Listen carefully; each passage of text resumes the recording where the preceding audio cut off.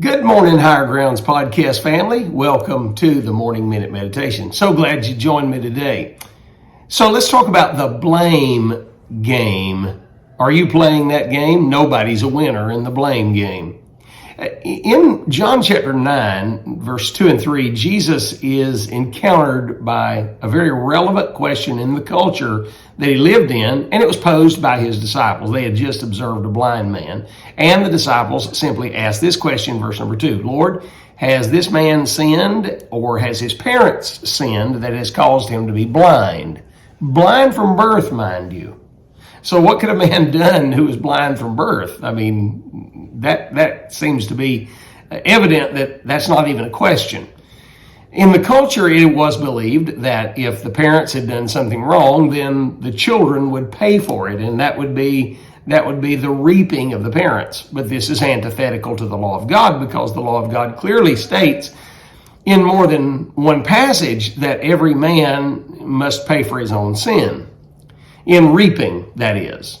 So Jesus answered the question. He said, neither doth this man sin nor his parents. Then he adds this addendum. He said, but that the works of God should be made manifest in him. In other words, God had a purpose for this. God's working his plan in his sovereignty, and this is the case in this man's life. And God did get the glory out of that situation. So many times people are either blaming others, and that when we use the blame game, that's kind of what we conjure up in our mind, that people are blaming others for something they've done. But the opposite sometimes is true. Sometimes people are blaming themselves for something they had absolutely nothing to do with. In the culture that we live in right now, abuse, particularly that has been perpetrated against children, abuse is coming to the forefront. As a result of that abuse and, of course, its revelation, what happens to the abused child is oftentimes they blame themselves for what has taken place in their lives. And they themselves go out and live profligate lives because they deem themselves to be worthless, or they continue to beat themselves up to make themselves better. And then when they enter into a marital relationship with a husband or a wife, it becomes a miserable relationship because of the abuse that has taken place in their life has so affected them emotionally and psychologically that they are not seeing or viewing intimacy in human relationships as they should, and so they push back altogether and cause agony in the home. All of that being said, it's not their fault. They don't need to be blaming themselves. Are you blaming yourself for things that you have absolutely nothing to do with, but now Satan and society and yourself has just beaten you up over the fact that you somehow deserved this, or you somehow caused this? You are the responsible character here. Well, many times nothing could be further from the truth. In 1977, the great New York blackout took place.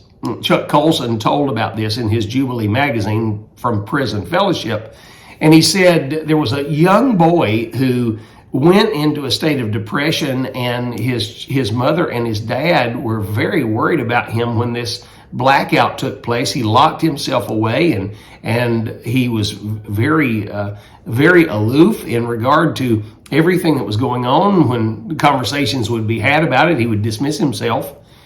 And they finally pinned their son down, just a young boy, young chap, and they said, son, what is going on? And he finally broke and began to weep and cry. And he said, the other day, he said, I caused the New York blackout. They said, what are you talking about? He said, at the very time that the power went off all over New York City, I kicked a light pole.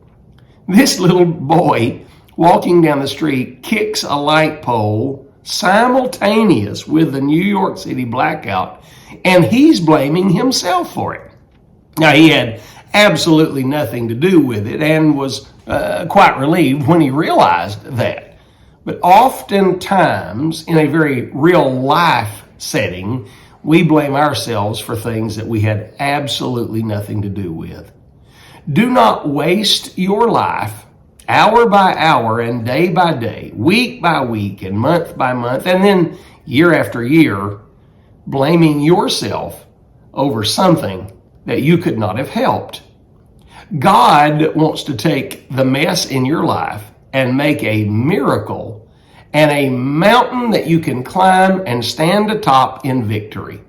Consider what I say today. Have yourself a great day.